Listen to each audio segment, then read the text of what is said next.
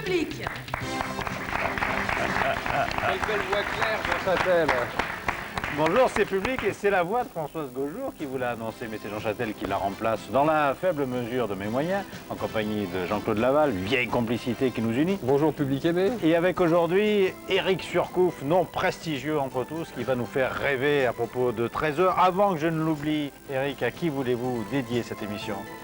Écoutez, je voudrais dédier cette émission à un homme qui a cru en moi le premier, il y a une dizaine d'années, qui est un monsieur qui est très connu puisqu'il est le président de la joaillerie Cartier. Il s'appelle Alain-Dominique Perrin. Et c'est lui qui, le premier, vous a permis d'entreprendre enfin les expéditions dont vous rêviez. Oui, c'est le premier en fait qui a cru que je n'étais pas un hurluberlu, un fou, quelqu'un qui allait chercher les Ce que vous êtes en réalité. Ce que je suis complètement au fond. Je suis resté en plus un petit enfant. Mais je suis un rêveur et je monte des opérations, disons, sérieuses, le plus sérieusement possible, mais qui font rêver les gens. Et lui, il a été le premier à voir en moi quelqu'un qui pouvait en fait apporter au public un rêve que chacun a en soi, c'est-à-dire la recherche des trésors du passé. Si vous parlez de rêve d'enfant, je vais me permettre, même que ce ne soit pas mon rôle, à mon tour de dédier cette émission à celui qui nous a fait rêver, à ceux qui nous ont fait rêver sur le nom de Surcouf, c'est-à-dire Jean-Michel Charlier et Victor Rubinon, qui nous ont quittés depuis, qui avaient, aux belles éditions Dupuis dans Spirou, publié. Et là, alors, avis aux amateurs, c'est l'édition originale, ça coûte une fortune. Mon exemplaire personnel de Surcouf, roi des corsaires. C'était vraiment ce qui a bercé toute ma jeunesse et le nom de Surcouf, avec lequel d'ailleurs Robert Surcouf vous présentait une ressemblance physique étonnante. Oui, on me l'a dit plusieurs fois. Oui. Le premier qui me l'a dit d'ailleurs, c'est monsieur Dan Layet, conservateur en chef des musées de Saint-Malo, qui lorsqu'il m'a vu m'a dit « Vous êtes Robert Surcouf ?» Et j'étais très étonné qu'il m'annonce ça. D'ailleurs, si Gérard peut nous le montrer, j'ai là un portrait de Robert Surcouf qui... Attendez, ça brille un peu, c'est... Voilà. C'était là, on peut mieux comprendre qu'effectivement, il y a une filiation. Mais là c'est Robert Surcouf, déjà à l'époque où il était baron d'Empire, Oui. avec sa médaille de Légion d'honneur. Et en fait, il y avait une époque où il n'y avait pas de portrait de Robert Surcouf. Et Dan Layet, d'après les témoignages, etc., et d'après des descriptions, a fait un portrait robot. Et sans me connaître, et lorsque je suis allé le voir, il a sorti le portrait robot, il m'a dit regardez, et là vraiment, au même âge que moi, il y a une ressemblance extraordinaire. Alors comme le disait bien Charlier Hubinon, Surcouf, roi des corsaires, et hier une vive altercation m'a opposé à mon camarade Jean-Claude Laval. Quasi-altercation. Parce qu'il faut quand même bien faire le distinguo, une fois de plus, entre corsaires et pirates. Exactement. Disons que je pense qu'ils avaient un peu le même objectif, je dirais, sur les mers, mais leur dessein profond était très différent. Le pirate était un brigand des mers, qui attaquait tous les navires sous quelque pavillon qu'ils soient. Qui travaillait pour son propre compte. Et qui travaillait pour lui, et qui étaient des gens d'ailleurs très intéressants. Moi je me suis intéressé à beaucoup de navires pirates, et je suis d'ailleurs en passe dans quelques mois de chercher l'épave d'un navire pirate très célèbre. Mais le corsaire était quelqu'un qui donc travaillait de façon tout à fait légale, avec ce qu'on appelait une lettre de marque, qui était donc donnée par le gouvernement et qui lui donnait le droit de faire la course. Et course, donc, d'où le nom corsa, enfin corsario en italien, corsaire. Et qui agissait donc au nom du roi. Il agissait au nom du roi, mais il était, disons, financé par des amateurs privés. Et en fait, c'était souvent Exactement. C'était en fait un peu des Jean-Claude, le premier indice du jeu. Mais oui, allons-y.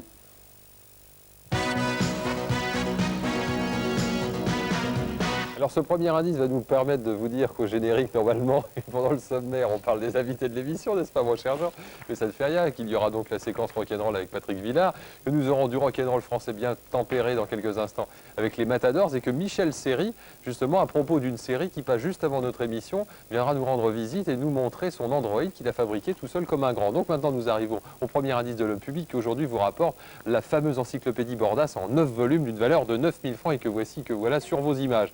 Alors donc, premier indice, un mot de 9 lettres, ce n'est pas parce qu'il l'a emporté qu'il doit la ramener, ce n'est pas parce qu'il l'a emporté qu'il doit la ramener. La troisième lettre est un I et la cinquième c'est un Q.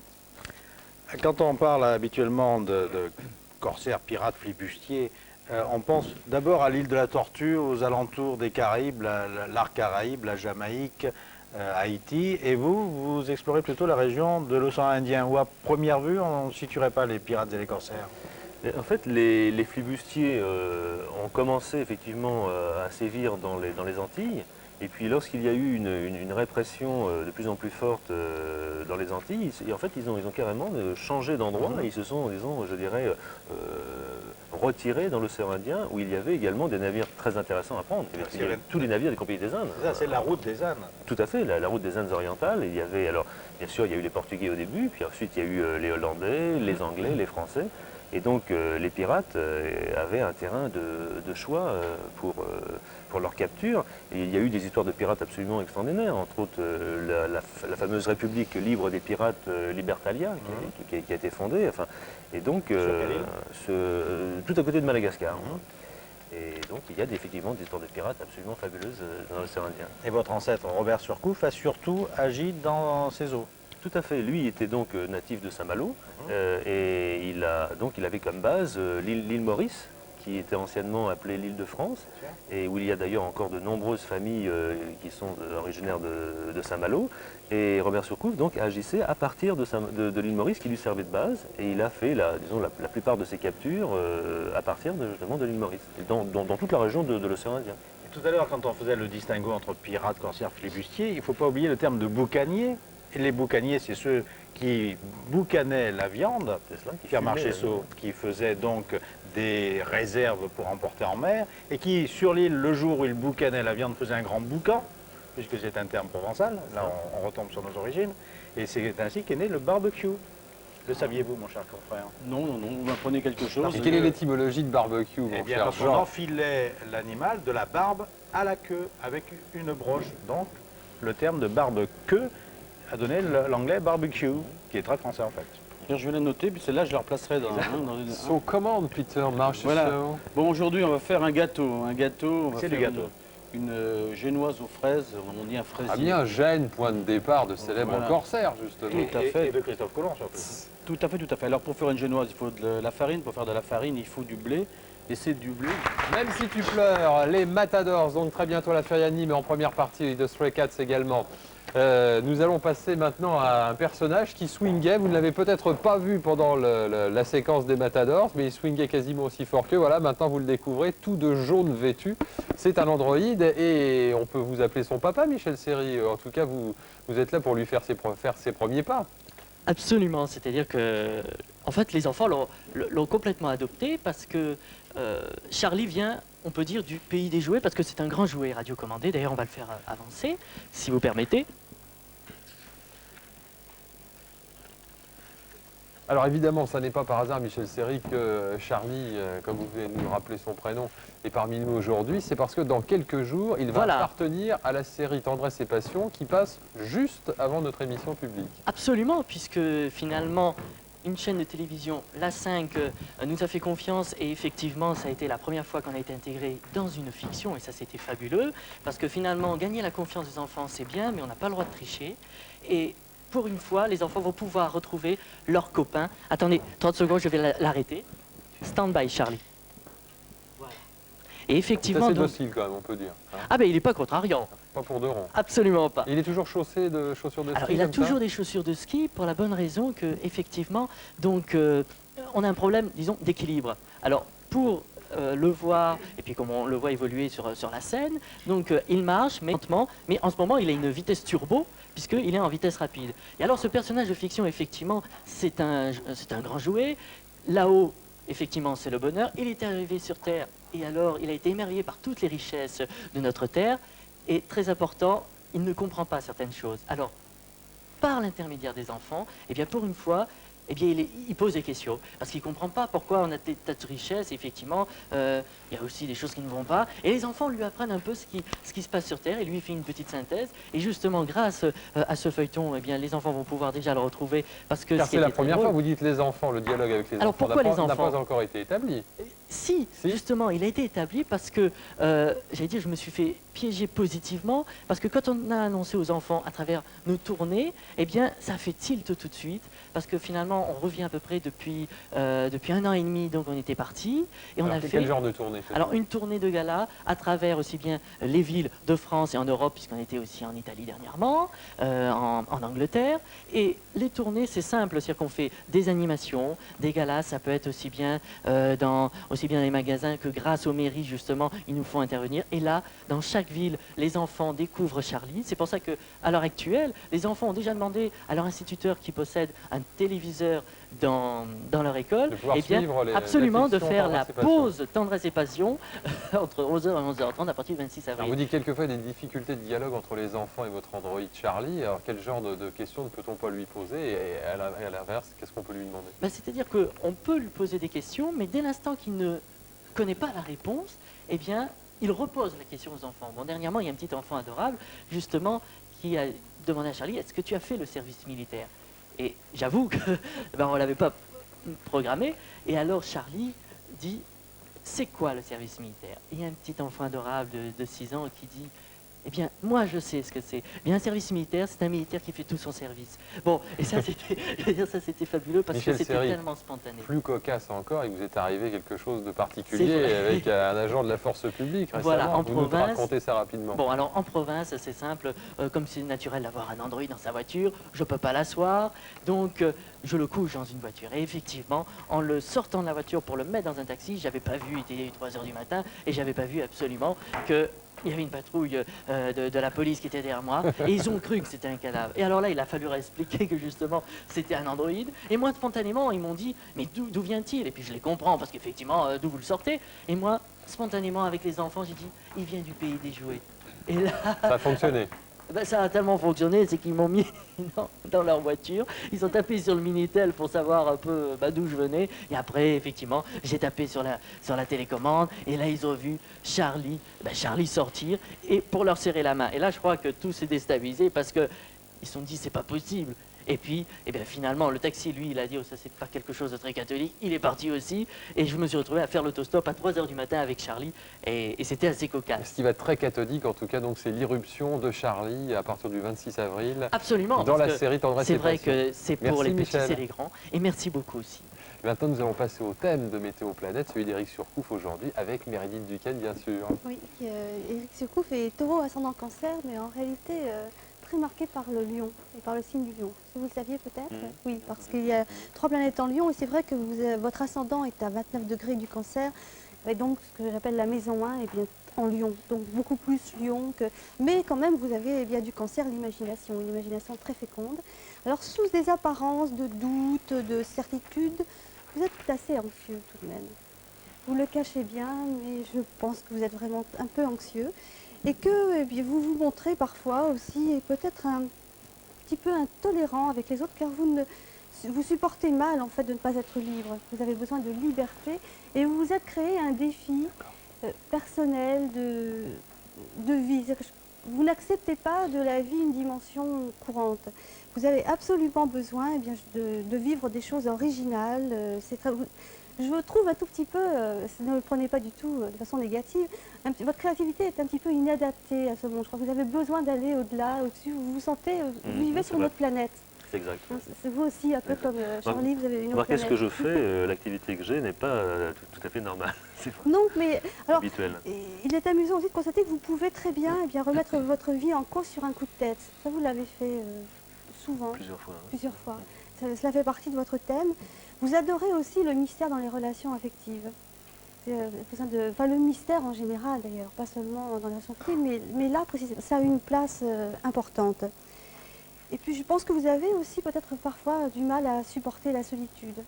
Vous avez besoin des autres tout en étant ailleurs en même temps. C'est un petit peu toutes les contradictions de votre thème. Voilà. Est-ce que vous vous retrouvez Tout à fait. En tout cas, Eric, qui cherche des sponsors pour financer ces expéditions qui coûtent une fortune, Oui. peut peut-être en trouver dans la page de publicité qui arrive maintenant.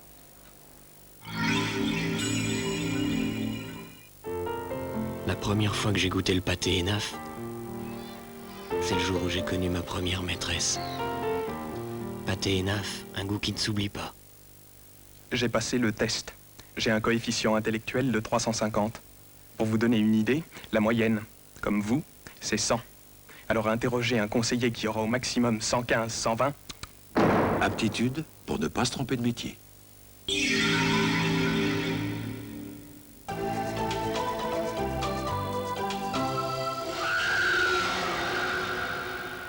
faites pas les idiots! C'est un enfant. Un gros pépin, ça sert toujours à quelque chose. Hantés par la culpabilité d'avoir tué un enfant, Charles et Anna partent à la découverte des délinquants aux culottes courtes. On dirait que t'as l'air pressé.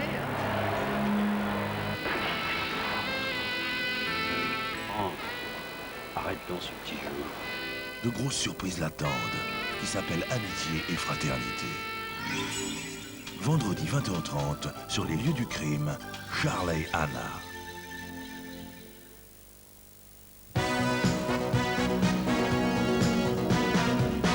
La suite de l'homme public, avec un deuxième indice, un mot de 8 lettres, un homme qui a un certain équilibre, un homme qui a un certain équilibre. Première, comme troisième lettre, la même, un C. Mon cher Jean, un petit post-scriptum comme chaque jour avec Meredith. Ça ne m'évoque absolument rien. Par contre, Eric Surcouf, qui a déjà exploré il y a une dizaine d'années que la Fondation Cartier vous avez sponsorisé. Oui, exactement, 80. Oui. Et cette fois-ci, c'était dans la région d'Haïti? C'était au sud d'Haïti, oui. C'était une épave qui avait une histoire extraordinaire. C'était l'épave en fait de Henry Morgan, le fameux roi des flibustiers des Caraïbes. Lui, un vrai pirate alors. Et lui, un véritable pirate qui d'ailleurs a fini, il est passé de l'autre côté de la barrière et il a pourchassé ses anciens amis. Enfin ça c'est une sorte de autre viaduc. histoire, hein, oui, tout à fait. Et il avait coulé au sud d'Haïti avec une cargaison assez intéressante à bord. Et comme il n'y avait pas eu à l'époque de navires de pirates encore recherchés, nous avions donc monté une opération de prospection pour localiser cette épave. Et vous êtes donc ce qu'on appelle l'inventeur de l'épave? Alors j'étais effectivement l'inventeur, c'est-à-dire celui qui a trouvé et qui a déclaré l'épave au gouvernement. Ça s'appelle effectivement l'inventeur. L'inventeur, c'est aussi un peu celui qui fait l'inventaire. On va le faire tout de suite avec ces objets fascinants que vous nous avez rapportés du fond des mers. Tout ça vient de la même région ou ce sont... Non, ça vient pas de la... Non, faites le détail. Disons que bon, ça par exemple, Alors montrez-le bien à Gérard pour qu'il cadre immédiatement cette porcelaine. Oui. Ces morceaux de porcelaine chinoise donc Ming, de l'époque de l'empereur Wanli, qui était le dernier empereur de la dynastie Ming, viennent de la dernière épave sur laquelle je suis en ce moment. D'ailleurs, vous verrez un reportage ce soir à 19h sur on en verra Reporter. Et cette porcelaine, vous voyez l'état dans lequel on la trouve lorsqu'elle n'est pas, enfin lorsqu'elle est trouvée au fond de la mer. Attendez, j'ai peut-être approché ça de la caméra 5 derrière qui le verra mieux comme ça. Vous pourrez faire le distinguo entre... vous voyez, celle donc qui est à gauche là, et donc est pleine de concrétion, on en voit également derrière. Et puis lorsqu'on traite légèrement avec une solution, avec un peu d'eau de javel diluée, etc., ça vous donne donc cette qualité. Ce qui est fantastique, c'est de savoir que ces porcelaines de restauration énorme. Ont 4 siècles, et ont passé 4 siècles sous la mer. Alors là, ce sont des morceaux bien sûr cassés, mais enfin, nous espérons en avoir une... Ce petit bracelet qui est ici. Tenez, je vais le prendre tout de suite, comme ça, la 5 va pouvoir... Alors ça, c'est pour montrer que dans des épaves, il n'y a pas que des cargaisons précieuses. Parce que souvent, les gens pensent à l'or, l'argent, les porcelaines, et ça, il y a aussi, c'est surtout l'intérêt pour nous aussi, il y a une foule d'objets qui ont tous une valeur, je dirais, émotionnelle, et puis une valeur, je dirais, assez étrange. Ce petit bracelet, justement, c'est un bracelet qui servait de monnaie d'échange contre un esclave.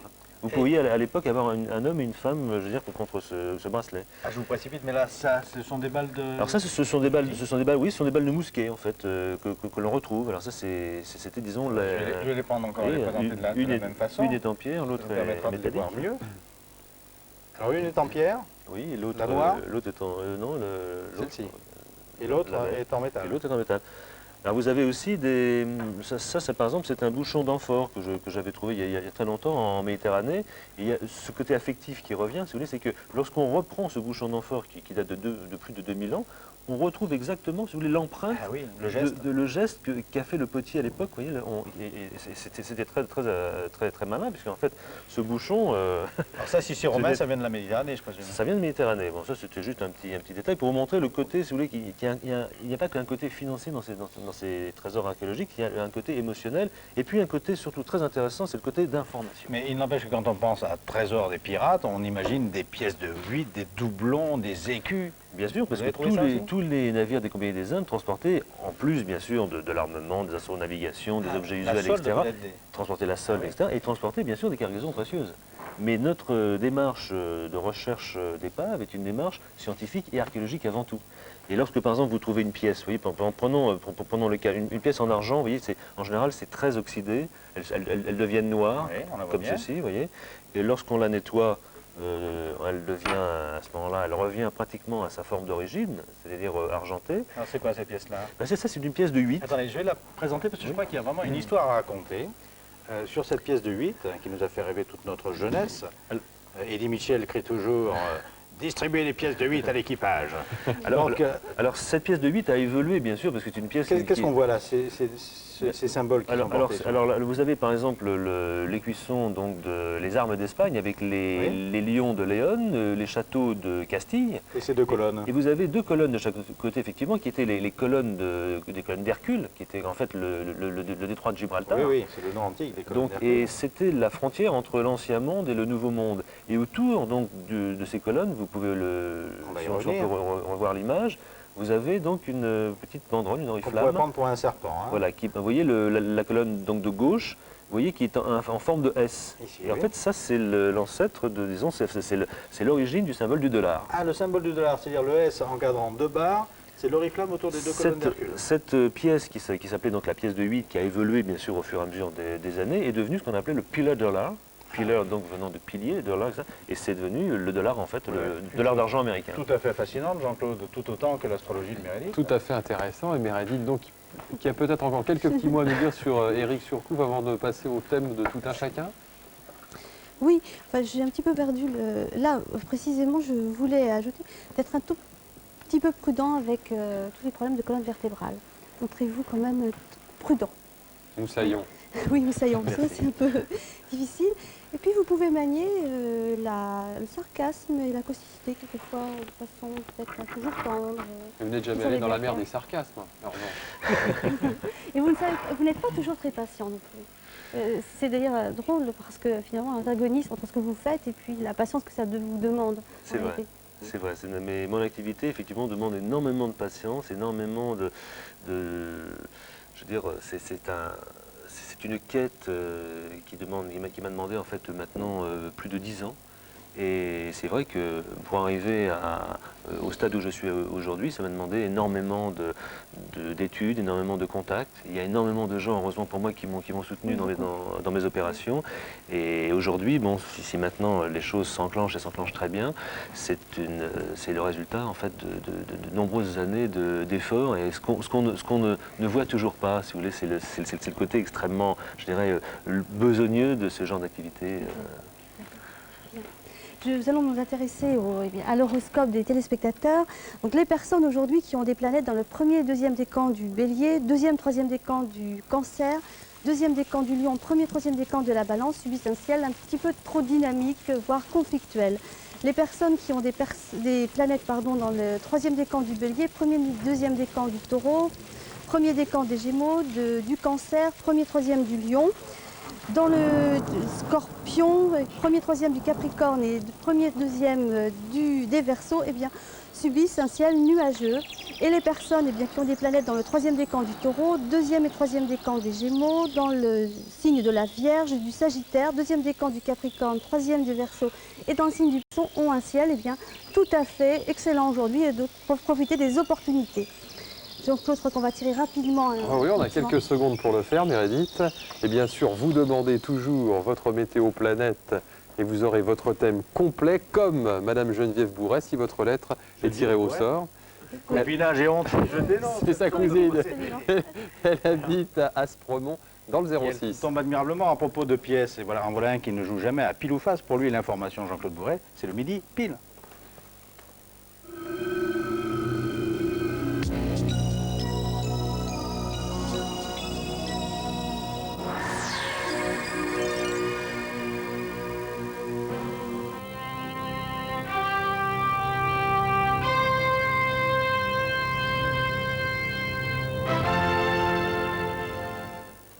Madame, mademoiselle, monsieur, bonjour. Au Conseil des ministres qui a lieu en ce moment même, le nouveau statut de Renault est étudié. Seule la CGT est contre.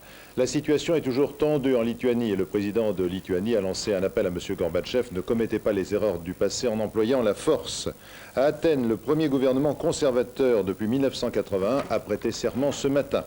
En Israël, la Knesset a ajourné ses travaux et le gouvernement de M. Shimon Peres n'a pu se présenter devant les parlementaires puisqu'il y a eu des défections de dernière minute. Et puis, vous le savez, Jacqueline Valente, sa fille et le compagnon de Jacqueline Valente ont été libérés hier et ils sont hospitalisés au Val-de-Grâce simplement pour vérifier que leur état de santé et leur état psychologique n'a pas été trop affecté par plus de 800 jours de détention. Un homme excédé par le bruit a tué un jeune homme qui faisait du cyclomoteur dans le Haut-Rhin, dans une ZUP de Mulhouse. À plusieurs reprises, cet homme âgé de 47 ans avait demandé aux jeunes gens d'aller faire du bruit ailleurs avec leur motocyclette. Et ils ont continué à tourner. Et c'est Karim Imi, un jeune Français d'origine algérienne, qui s'est écroulé mortellement atteint. L'homme a été immédiatement arrêté par la police. La météo maintenant avec Chantal Bultez.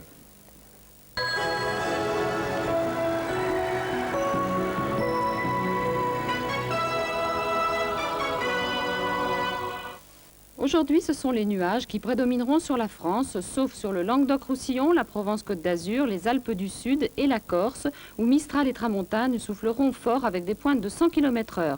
Un ciel chargé laissera échapper quelques gouttes de pluie sur l'Aquitaine, l'Auvergne et la Haute-Savoie. Température en légère hausse, elles varieront entre 11 et 19 degrés à Ajaccio. Darty, le contrat de confiance. Jean-Paul Chapelle, dernière tendance à la bourse.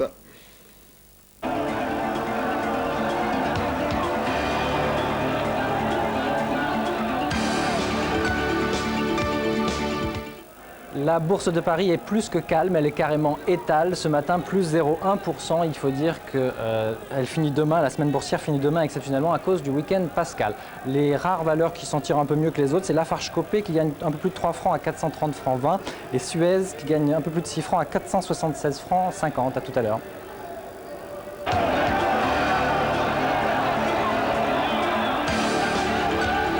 Groupe Robeco.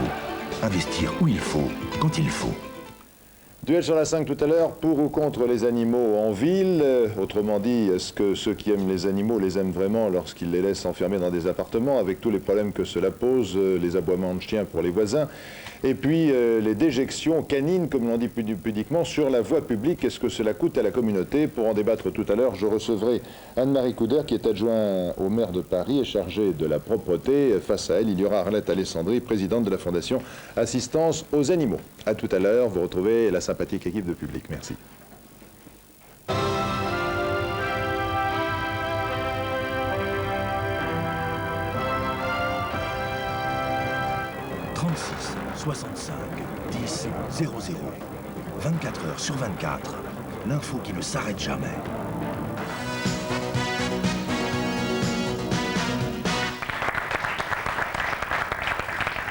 Public avec toujours Éric Surcouf et ses fascinantes histoires de trésors engloutis qui vous demandent, d'ailleurs maintenant moi j'étais resté sur une notion romantique du chasseur de trésors qui se plongeait dans les grimoires et les vieilles cartes marines. En fait, vous avez plutôt recours à la technologie moderne. Ah oui, parce qu'en fait, il faut faire le distinguo entre les chasseurs de trésors ou les chercheurs de trésors et puis des groupes comme le mien qui commencent, disons, à se développer, qui sont en fait des spécialistes en recherche archéologique sous-marine. Ouais. Et ça demande d'abord ça demande un permis avec un gouvernement, ce que beaucoup de chercheurs de trésors pirates ne font pas. Ah ben, et ça demande surtout... Tant qu'on parle, excusez-moi de vous interrompre, de l'autorisation gouvernementale, ça veut dire qu'on partage, on ne fait pas 50-50, mais il y a toujours une part réservée à l'État dans ces cas. On fait, enfin, bon, là je ne parle pas de la France, je parle d'autres pays, mais en général on fait effectivement pratiquement 50-50 avec les pays. 40-60. Hein. Et la réalité, c'est qu'en fait, oui, parce qu'en fait, notre but, c'est de laisser dans le pays la plupart des, enfin, pratiquement tous les objets uniques qui ont surtout un caractère unique pour le patrimoine culturel local. Et donc, en fait, finalement, on a moins de 50%. En fait, disons, grosso modo, c'est sur la base de 50-50. Et le plus important dans nos recherches, c'est en fait la recherche en archives au départ. Ah oui, c'est primordial. Et c'est à partir de la recherche en archives, qui peut durer quelquefois des mois et quelquefois des années, que nous arrivons à délimiter des zones où ont coulé un certain nombre de navires. Et on part toujours dans une opération avec un minimum, disons, de 2 navires à chercher. Et puis ensuite, après, il y a toute l'opération, je dirais, technique qui se met en place, avec d'excellents plongeurs, avec bien sûr des archéologues. Mais justement, je vous propose qu'on voit dès maintenant cet extrait de reporter. C'est Yvan Brazov qui, pour la 5, est allé tourner avec vous à l'île Maurice. Ces images que vous verrez dès ce soir sur la 5. C'est le tout démarrage, le démarrage de l'opération. Île Maurice, mars 1990. Bientôt la récolte de canne à sucre, production essentielle à ce pays, à peine plus grand qu'un département français. La carte découverte à la Bibliothèque nationale de Paris n'est pas assez précise pour localiser exactement l'épave du Province-Unie. Il faut pendant des semaines sillonner la côte ouest de l'île à la recherche d'autres indices. Éric Surcouf a entendu parler d'un pêcheur dont le bras est tatoué d'une croix à forme d'encre, signe distinctif des corsaires du roi de France. Ce pêcheur connaît une plage déserte où les jours de grandes tempêtes, on y fait de curieuses découvertes. Par centaines, des morceaux de porcelaine qui, après identification, s'avéreront être des morceaux de porcelaine Ming de la dynastie de l'empereur Wanli.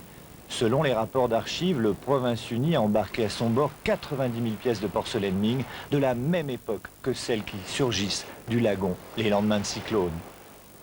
Le troisième indice, tu enchaînes directement. Mais il reste une dernière information à vérifier pour le chasseur de trésors archéologiques.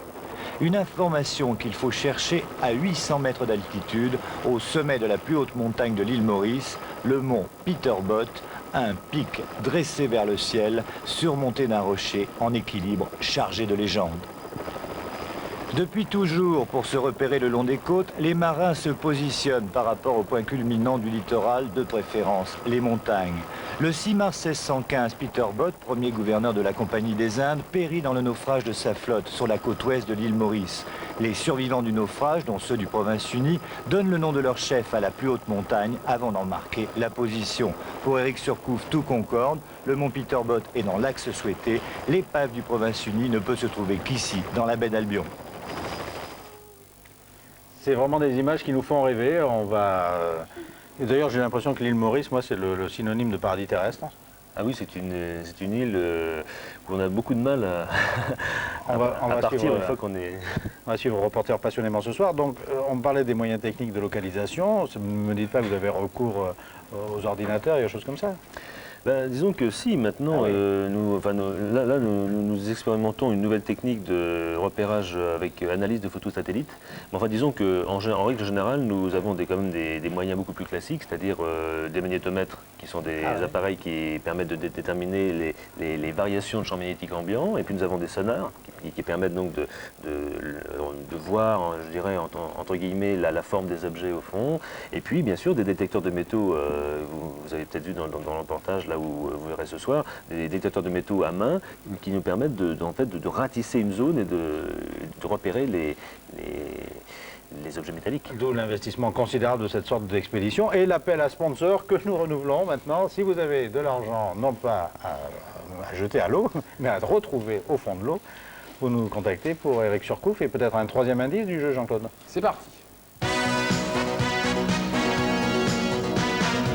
Et là aussi, c'est sur la route d'un trésor, puisqu'il s'agit, vous le savez, le mercredi, de l'encyclopédie Bordas en 9 volumes, un fabuleux cadeau d'une valeur de 9 000 francs. Un mot de 10 lettres pour le troisième indice, fait bonne mesure, c'est aussi court que ça. Troisième lettre N, huitième lettre T. Donc maintenant, troisième indice, homme public. Vous connaissez les 3 indices. Le nom de l'homme public, c'est simple. Vous nous téléphonez très vite de Paris au 47 83 55 55, 47 83 55 55. Et à vous les cadeaux, bien sûr, mais une seule solution, être le plus rapide. Et celui qui est le rock'n'roller le plus rapide de l'Ouest, c'est Patrick Villard, bien sûr. Il est avec nous de l'Ouest de Paris et aussi un petit peu au Sud, puisque nous allons nous plonger directement dans les délices du printemps de Bourges qui ouvrent leurs portes aujourd'hui d'ailleurs. Ses portes, puisque c'est le printemps. Le printemps ouvre ses portes aujourd'hui. S'il vous plaît. À Bourges avec Tear for Fears. Ils étaient hier soir à Paris. Ils sont ce soir à Bourges. À 20h30. Un menu sympathique. Il y aura aussi Public Enemy. On va voir Midnight Oil. On va voir Tani Tatikaram, Daniel Lanois. Il y a beaucoup de gens. Il y a du beau monde, hein, tous les ans de toute façon. Alors effectivement, on disait que l'année dernière, ça n'avait pas très bien marché. Alors j'espère que cette année, vous y allez aller très très nombreux parce que c'est sympathique. C'est un peu campagnard, mais c'est sympa de voir plusieurs concerts dans la même journée pour un prix finalement défiant toute concurrence vers le bas. Public Enemy, ce soir à Paris, ça risque de chauffer. Donc si vous voulez y aller plus tranquillement, allez-y à Bourges, ça sera moins dangereux. Ah bon, à ce point-là? Ah ouais, on parle de toutes les bandes de zonards qui vont descendre. Et non pas les sonars dont on parlait il y a un instant avec Surcouf, il faut se méfier. Mais c'est un groupe sympathique. Sinon, quoi d'autre encore? Oui, sinon la semaine dernière, enfin ça fait 2 mois que je vous parle de Al Green, et j'ai enfin été le voir, et je regarde tout de suite des images de ce monsieur qui est pour moi sans doute un des plus grands chanteurs de l'histoire de la musique.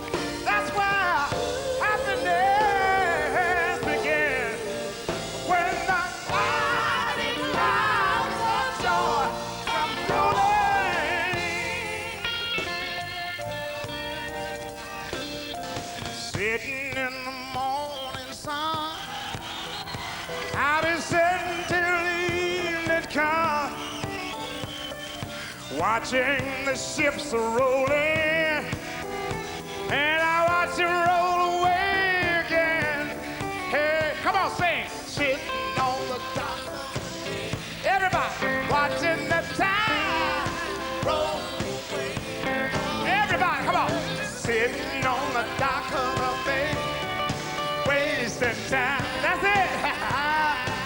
Now you all come on here. Look at look. Let's stay together. Let's stay together.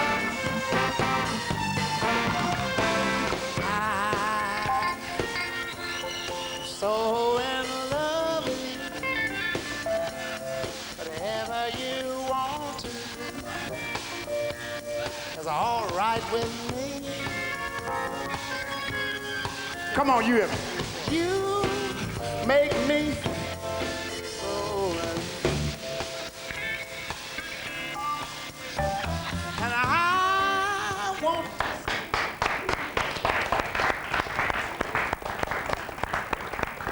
Et c'était le quart d'heure américain parce qu'il y a une petite fille sur Al Green qui invitait l'android Charlie à danser un slow absolument torride. J'espère qu'il ne va pas lui marcher sur les moufles avec ses grosses chaussures. Hein. Ah, ce serait vraiment pas le moment. Non, le seul regret qu'on peut avoir avec Al Green, c'est que, bon, d'abord, ça faisait 12 ans qu'il n'était pas venu en France. Et qu'il n'est pas prêt de revenir, vous voulez dire? Si, il va revenir, mais le problème, c'est qu'il est passé à Sévran dans un gymnase et qu'il y avait seulement 2000 personnes, alors qu'on se bat souvent pour aller voir des gens que je ne citerai pas pour mais pas me faire à quoi d'ennemis. cela tient-il, Patrick Villard? Vous qui êtes un chantre, justement, du rock'n'roll, du blues, ça du tient rhythm que le métier est pourri. Eh bien, vous êtes viré, parfait. Prochaine séquence avec Patrick Villard, on ne sait pas quand. Non, sinon, il y a... Malheureusement pour les jeunes, il va falloir avoir beaucoup d'argent parce qu'il y a plein de concerts qui viennent. Il y a Phil Collins, bon là vous avez de la chance, si vous n'avez pas vos billets, n'y allez pas, c'est complet. Mais il y a Tanita Tikaram, Daniel Lanois, Van Morrison, Midnight Oil. Beaucoup de gens qui sont au printemps de Bourges et qui vont entre maintenant et fin Paris, juillet, c'est à peu près 3000 francs par mois. Alors, je ne sais pas comment les gens vont faire, mais c'est sympathique. Je crois que... Ouais, d'accord. Moi je le préfère comme ça. Je suis bien comme ça. Hein. Je connais la solution maintenant, c'est que Patrick Villard est un véritable androïde. C'est moi le robot. Agitez-le un petit peu, Michel. C'est pour qui la Serres, cassette s'il vous cadeau, plaît. monsieur Villard? La cassette cadeau, c'est pour moi. Ah bon, non, je vais vous l'offrir.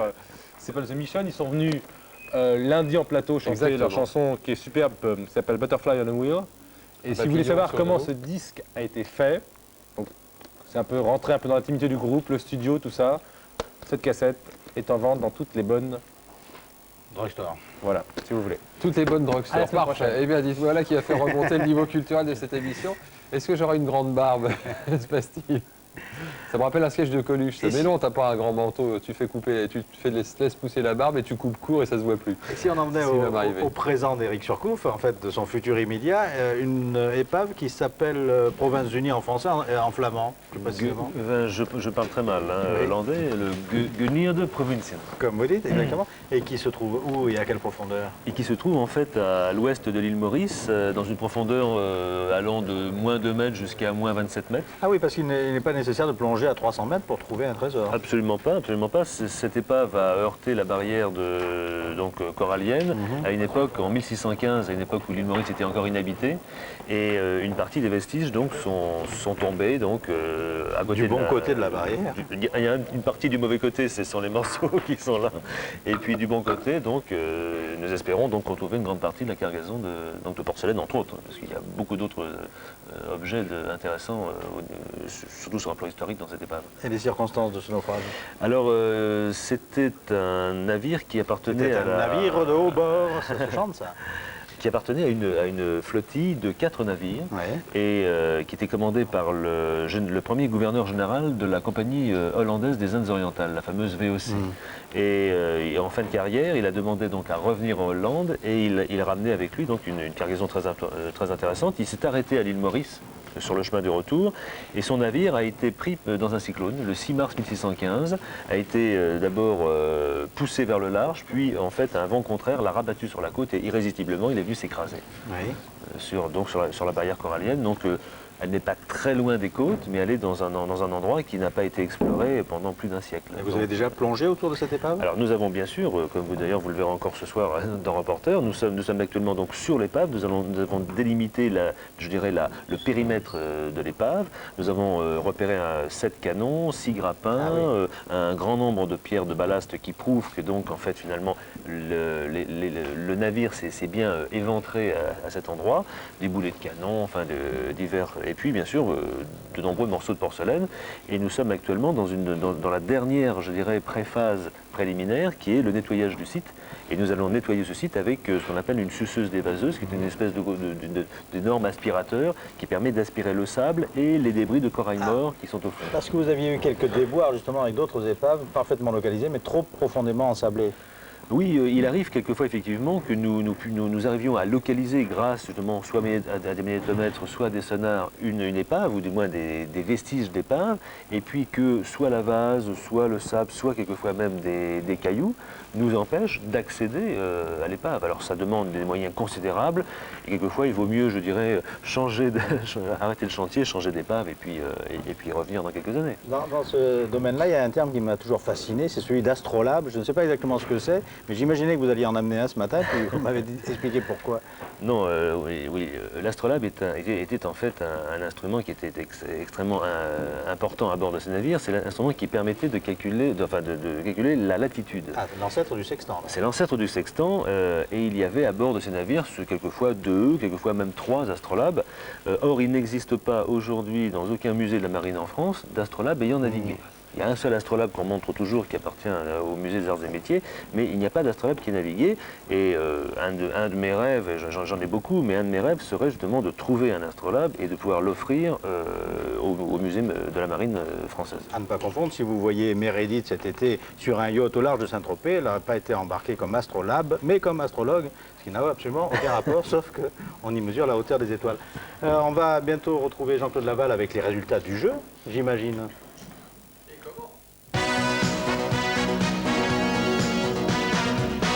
Un coup de fil qui nous vient du 2e arrondissement de Paris. Bonjour, qui est là? C'est Vincent. Vincent, bonjour Vincent.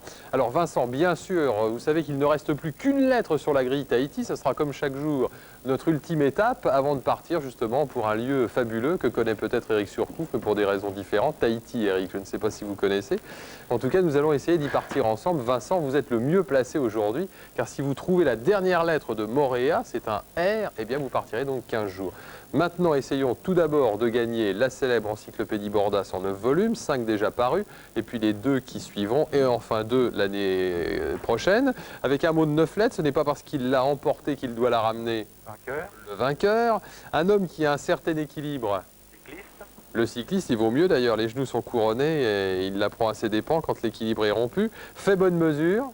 Centimètres. Centimètres. Et alors, vainqueur cycliste et centimètres à évoquer. Eddie Plancart. Eddie Plancart ont évoqué. Centimètres, vous savez pourquoi? Parce qu'il a gagné d'un centimètre dimanche. Face au Canadien Steve Bauer. Parfait, je crois que vous connaissiez tout. Il n'y a absolument aucun commentaire à apporter à votre réponse, Vincent. Eddie Plancart, donc, il vous rapporte cette fameuse encyclopédie Bordas. Il faudra donc bien nous donner vos coordonnées, puisqu'encore une fois, 5 sont parus et 4 sont encore à paraître et que vous les recevrez fidèlement au moment de leur parution. Vous gagnez aussi un abonnement d'1 an à la revue Télé 7 Jeux, un nouveau numéro qui va sortir dès ce week-end. Et j'aurai le plaisir de vous le présenter mardi, après le lundi de Pâques. Et puis je vous indique aussi à propos de Bordas, alors là ça s'adresse à tout le monde, que si vous voulez obtenir toutes sortes de renseignements sur la dite encyclopédie Bordas, vous avez un numéro vert, c'est-à-dire gratuit, qui est le 05 143 144. Alors maintenant, passons donc aux choses particulièrement sérieuses. C'était déjà bien auparavant, mais alors maintenant c'est fabuleux. Si vous trouvez le R, mon cher Vincent, à vous les 15 jours, tout frais payés, offerts par l'Office du tourisme tahitien. Alors je vous écoute avec une attention toute particulière. Bien, je vais vous dire le F5. F5. F5, nous sommes à la croisée. Mais non. Non, ça ne sera pas encore pour aujourd'hui. Donc n'hésitez pas chez vous, surtout si vous aimez le jeu L'Homme Public, et je sais que vous êtes très nombreux à l'aimer, à l'adorer même, pourquoi pas, bien vous faites une grille à la maison reproduisant très fidèlement celle-ci, H de A à H et de 1 à 6, et ainsi peut-être retrouverez-vous cette dernière lettre qui vous permettra de partir encore une fois à Tahiti. Bonne chance et à demain pour un nouvel Homme Public. Merci Jean-Claude. Avec Eric Surcouf, on a plaisanté sur la question des sponsors, mais en réalité, vous pouvez faire un appel public, c'est le moment de le dire, pour votre prochaine expédition. Vous avez besoin de quelle sorte de partenaire? Bien, d'abord, bon, c'est cette opération actuelle qui est donc la recherche de ce fabuleux navire avec cette cargaison de porcelaine chinoise, ce navire hollandais. Et puis j'ai également ensuite sur l'avenir, puisque j'ai signé il y a un petit peu moins d'un mois un contrat avec un autre pays de l'océan Indien, donc avec un potentiel extrêmement important d'épave, et je suis en voie de signer avec un 3e pays. Donc si vous voulez, c'est dans l'immédiat, effectivement, je suis à la recherche d'un sponsor ou parrain qui pourrait donc associer effectivement son nom à mes opérations, et je veux dire ce serait, je pense, une opération promotionnelle au niveau français et au niveau international très intéressante.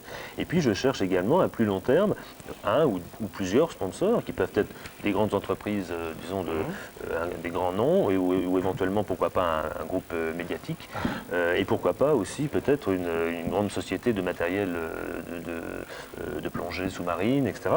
Et là j'ai une opération qui s'appelle l'opération Phoenix, qui elle donc est prévue dans un premier temps pour 3 ans, et qui va donc nous réserver beaucoup de très bonnes surprises. Parce que le but de l'opération, c'est pas seulement de ramener ces trésors, c'est aussi de faire un musée, soit à Saint-Malo, soit un musée itinérant. Tout à fait. En fait, l'objectif de toutes mes activités, en fait, c'est de faire participer au maximum le public, c'est-à-dire les enfants, bien sûr, les adultes, bien sûr, mais qui sont en fait tous des enfants, je crois, et lorsqu'on commence à rêver de trésors archéologiques sous-marins, et donc de pouvoir au mieux présenter les objets dans des musées, pouvoir faire des films, pouvoir faire des livres, puisqu'il y a une collection de livres qui est prévue également d'être lancée bientôt, des bandes dessinées, enfin je veux dire, il y a une déclinaison, je dirais une vulgarisation, et le terme n'est absolument pas péjoratif, de cette discipline qui a été trop longtemps, à mon avis, réservée à une petite élite, et maintenant il faut que le public sache ce que c'est véritablement que la découverte des trésors archéologiques et de ce patrimoine culturel qui appartient à toute l'humanité. On vous a fait un peu pénétrer dans les cuisines de l'archéologie sous-marine, on va pénétrer maintenant dans la cuisine de Pierre Marchessault. Eh oui, tonton Pierre, il est bien entouré aujourd'hui. Alors là, j'ai Bruno, un Parisien. J'ai Jennifer, on dit bonjour au Rouennais. Dis bonjour au Rouennais, toi c'est là qu'il faut pas. Dis bonjour au Rouennais. Bonjour. Voilà. Et toi, c'est Aurore, la belle Aurore, voilà. Et puis voilà. Charlie. Hein. Charlie est toujours là parce que finalement, venant du pays des jouets, il veut aussi connaître ce que l'on peut vraiment découvrir au point de vue dessert. Voilà, bon, alors on va commencer tout de suite. Alors toi, tu vas brasser, tu vas remuer pendant que je vais casser les œufs. Voilà, on casse les œufs. Donc là, on va faire une crème anglaise aux œufs entiers. Ok, c'est-à-dire qu'on n'enlève pas les blancs. Voilà. Hop, et tu remues. Tu remues, je rajoute le sucre. Voilà, et toi, pendant ce temps-là, tu m'attrapes le lait que tu as mis à chauffer. Et toi, tu prépares tes fraises à équeuter parce qu'on va en avoir besoin. Tout le monde travaille. Allez, remue bien. Voilà. Et Charlie, on l'a fait travailler aussi. Je crois qu'effectivement, il peut mettre la main à la pâte. Hey, parce qu'effectivement, il va te donner, je crois, ça s'appelle de la gélatine. Voilà, des feuilles de gélatine. Merci, Charlie. Hein, il nous a donné les feuilles de gélatine. Voilà, on les met dedans. Voilà, et on va rajouter le lait chaud dans cette préparation. Allez, tu tournes, tu touilles. Voilà. Tu crois qu'il aimerait faire la cuisine avec nous? Il saurait faire? Il saurait faire, je pense pas, mais en tout cas, il aimerait bien participer à tout ce que l'on fait sur Terre. Écoute, tu peux l'emmener et puis on va lui apprendre plein de recettes. Ça serait super. Quand il retournera chez lui, il saura faire. Voilà. C'est bien. Voilà, alors cette petite recette. D'ailleurs, il applaudit. Il applaudit. Oh là là, Voilà. tu as vu, il vous applaudit, Charlie, c'est sympa. Hein. Allez, arrête maintenant. Et ça, on va le mettre à cuire dans le super micro-ondes. Et ça va faire un appareil qui va durcir et qui va être parfait pour tout à l'heure. Donc je le mets micro-ondes, 1-2 minutes, toc. Alors ensuite, j'ai préparé un biscuit. Ce biscuit, je vais mettre une couche de biscuit, une couche de l'appareil quand il aura refroidi, une deuxième couche de biscuit que je vais recouvrir d'une pâtissière. Et voilà ce que ça donne lorsque c'est terminé. On voit bien la couche de génoise, on voit bien l'appareil en dessous et on voit la pâtissière au-dessus que j'ai mis à la poche. Et on recouvre ça de fraises. Et à l'intérieur, entre les deux couches, si on veut, on peut rajouter, si on est gourmand, un petit coulis de fraises en supplément. Alors on va les faire goûter ça maintenant à nos invités. J'espère qu'ils vont apprécier. Voilà, vous venez avec moi les enfants? Allez, les Rouennais, les Parisiens. Allez Bruno, Jennifer, tout le monde me suit. Et bien voilà, merci à Pierre Marchessault qui va venir nous faire goûter donc Moussaillon, cette crème anglaise aux œufs entiers. Merci beaucoup Pierre, venez nous rejoindre, les enfants, Éric Surcouf. Et puis Charlie, il n'est pas avec nous. Attention les enfants, vous êtes pile devant la caméra. Venez jusqu'à vous asseoir. Venez vous asseoir. Venez vous asseoir avec les grands. Qu'est-ce que ça veut dire? Pierre Marchessault, sinon on vous met une petite table avec de la limonade. Merci beaucoup Éric Surcouf. On se retrouve quant à nous demain avec un invité tout spécialement choisi par l'ami Jean Châtel. Ah bah oui, on va passer des bandes dessinées de Spirou à celles de Tintin avec demain le nouveau créateur des aventures de Blake et Mortimer. Vous savez que le regretté Edgar P. Jacobs nous a quittés, mais le flambeau a été repris par Bob Demore qui demain va nous raconter comment il a enfin, après 13 années d'attente, dessiné le deuxième volume des 3 formules du professeur Sato. Merci Jean, à demain. Cela va sans dire. Est-ce que c'est bon cette petite chose-là au moins? Vous semblez bien gourmand mon ami. Je dois appeler mon avocat tout de suite. Non, vous n'aurez pas de bouton, d'ailleurs vous en avez assez comme ça. Hein. C'est délicieux. Ça vous plaît? Ah oui. Vous pouvez m'emmener en voyage avec vous, je vous ferai la cuisine et je participe. Bon, bah très bien. Oui, je repars dans une semaine.